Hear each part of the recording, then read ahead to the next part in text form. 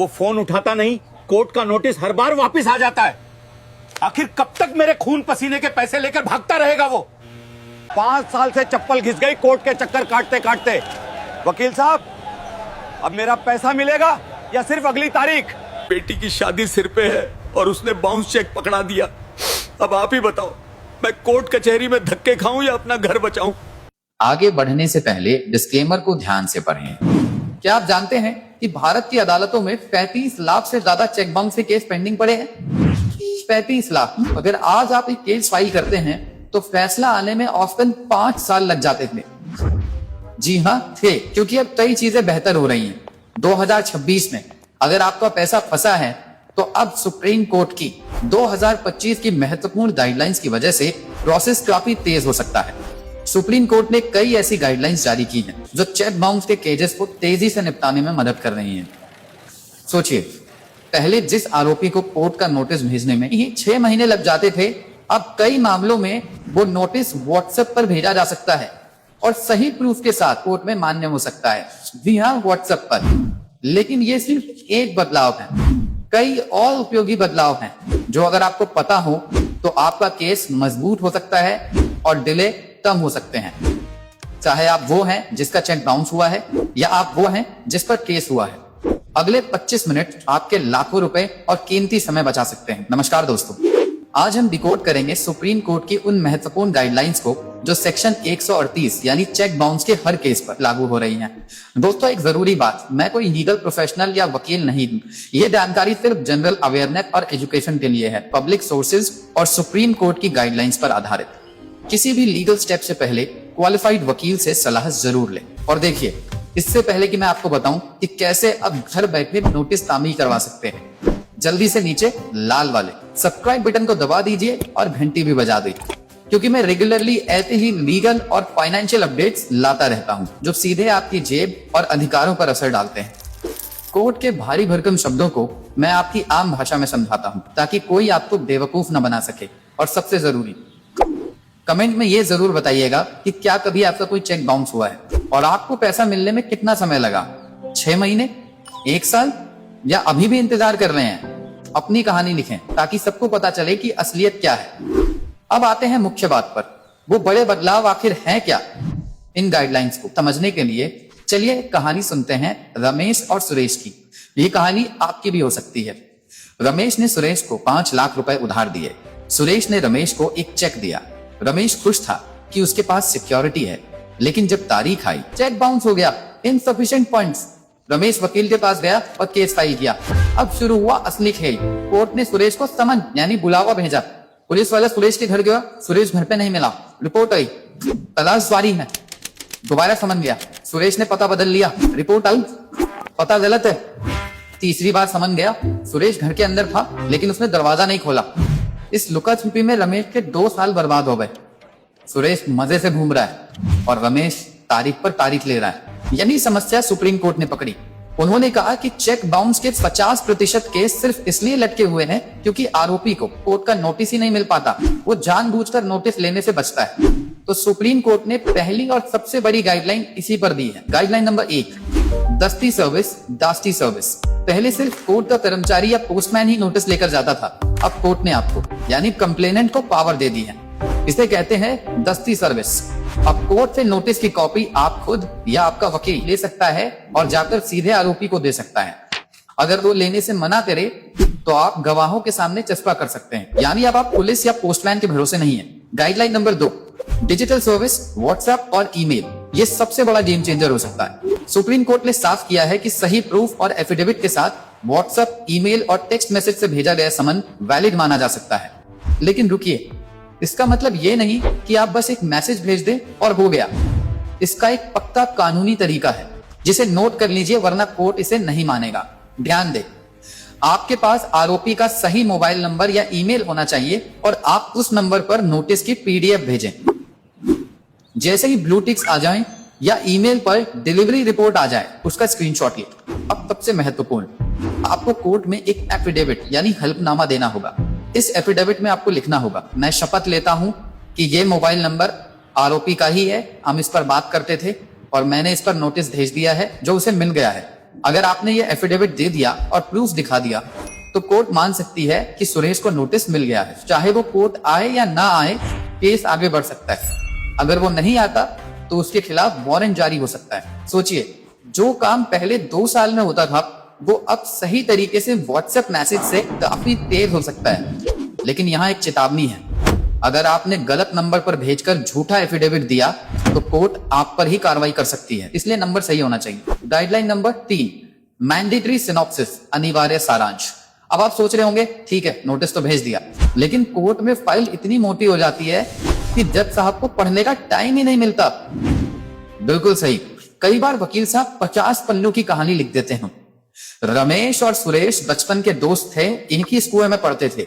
जज साहब को इससे मतलब नहीं है, उन्हें मतलब है चेक कितने का था, कब बाउंस हुआ, नोटिस कब दिया। इसलिए सुप्रीम कोर्ट ने तीसरी गाइडलाइन दी है, मैंडेटरी सिनॉप्सिस।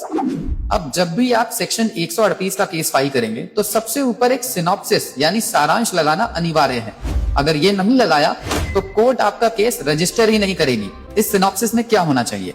सुप्रीम कोर्ट ने इसका एक फॉर्मेट फिक्स कर दिया है, चेक नंबर और अमाउंट, चेक बाउंस होने की तारीख, लीगल नोटिस भेजने की तारीख, नोटिस मिलने की तारीख, 15 दिन का समय तब पूरा हुआ और केस फाइल करने की तारीख। बस जज साहब को पूरी रामायण पढ़ने की जरूरत नहीं, वो ये 6 पॉइंट देखेंगे और तुरंत समझ जाएंगे कि केस बनता है या नहीं। इससे जो पहली सुनवाई में 30 मिनट लगते थे वो अब 3 मिनट में हो सकती है।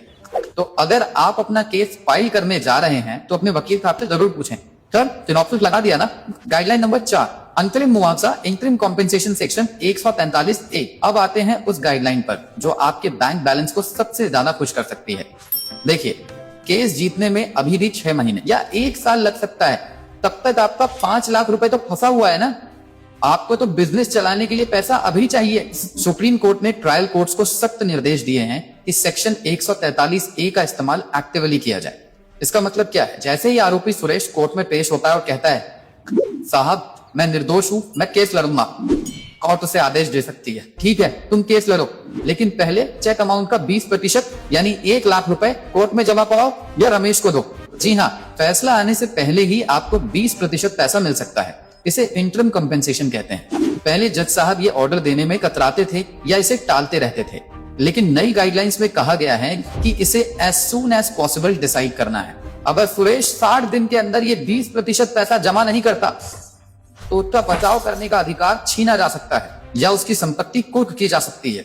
ये रमेश के लिए वरदान हो सकती है, कम से कम वकील की फीस और खर्चा तो निकल सकता है। Guideline number 5, summary trial versus summons trial.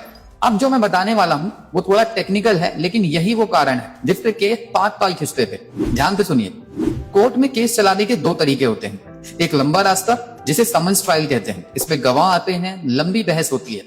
दूसरा है फास्ट ट्रैक रास्ता जिसे समरी ट्रायल कहते हैं। इसमें जज साहब कहते हैं मामला छोटा है, ज्यादा सबूतों की जरूरत नहीं, बस चेक दिखाओ, साइन मैच करो, फैसला सुनाओ। कानून कहता है कि चेक बाउंस के केस समरी ट्रायल से चलने चाहिए, लेकिन होता यह था कि जज साहब अक्सर इसे समन्स ट्रायल यानी लंबे रास्ते पर डाल देते थे। गाइडलाइन नंबर 5 में सुप्रीम कोर्ट ने जजों के हाथ बांध दिए हैं। सुप्रीम कोर्ट ने कहा हर cheque bounce case by default summary trial ही होगा। अगर कोई मजिस्ट्रेट इसे लंबे रास्ते पर ले जाना चाहता है तो उसे लिखित में ठोस कारण देना होगा कि वो ऐसा क्यों कर रहा है। बस मन किया या रूटीन है, ये अब नहीं चलेगा। इसका असर ये हो सकता है कि जो केस 3 से 4 साल चलते थे वो अब 6 महीने से 1 साल के अंदर निपट जाए। अब देखते हैं बाकी की 3 गाइडलाइंस जो सिस्टम को पारदर्शी बनाती हैं। गाइडलाइन नंबर 6, संज्ञान बिना समन के। ये थोड़ी कानूनी बात है। पहले कोर्ट को केस का संज्ञान लेने यानी कॉग्निजेंस लेने से पहले भी कई बार आरोपी को सुनने या समन की प्रक्रिया पूरी करनी पड़ती थी। अब सुप्रीम कोर्ट ने कहा है कि मजिस्ट्रेट सीधे शिकायत पढ़कर संज्ञान ले सकता है, उसे पहले समन जारी करने की फॉर्मेलिटी में अटकने की जरूरत नहीं। Guideline number 7, display board, display boards. आपने देखा होगा रेलवे स्टेशन पे गाड़ी का स्टेटस दिखता है। अब कोर्ट्स में भी डिस्प्ले बोर्ड्स लगेंगे। इन बोर्ड्स पे दिखेगा कि किस कोर्ट में कितने चेक बाउंस केस पेंडिंग हैं, कितने निपटाए गए। सुप्रीम कोर्ट ने कहा है कि दिल्ली, मुंबई, कोलकाता जैसे शहरों में डिस्ट्रिक्ट जज को हर महीने मॉनिटर करना होगा। अगर किसी कोर्ट में केस ज्यादा पेंडिंग है तो जज से सवाल पूछा जाएगा, ये जवाबदेही लाएगा। गाइडलाइन नंबर 8, सेटलमेंट और QR कोड। सुप्रीम कोर्ट ने कहा है कि हर कोर्ट रूम में डिजिटल पेमेंट की सुविधा होनी चाहिए। मान लीजिए सुरेश कोर्ट में आया और डर गया, उसने कहा, साहब मैं पैसा देने को तैयार हूं, केस खत्म करो। पहले उसे ड्राफ्ट बनवाना पड़ता, फिर जमा करो, फिर क्लियर होगा। इसमें भी 15 दिन लगते थे। अब कोर्ट में QR कोड या ऑनलाइन पेमेंट लिंक हो सकता है। सुरेश वहीं खड़े खड़े अपने फोन से पेमेंट करेगा, रमेश के खाते में पैसा जाएगा और जज साहब तुरंत केस बंद कर सकते हैं। इंस्टेंट जस्टिस की तरफ एक कदम। दोस्तों कानून में ये बदलाव आ चुके हैं, लेकिन इनका फायदा आपको तभी मिलेगा जब आप इनका सही तरीके से इस्तेमाल करेंगे। तो अगर आपका पैसा फंसा है तो कल ही अपने वकील से मिले और ये 3 सवाल पूछें।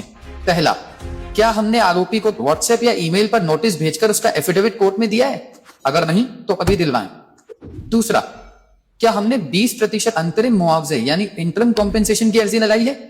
सेक्शन 143A की अर्जी लगवाएं और जज साहब को सुप्रीम कोर्ट की इस गाइडलाइन का हवाला दें।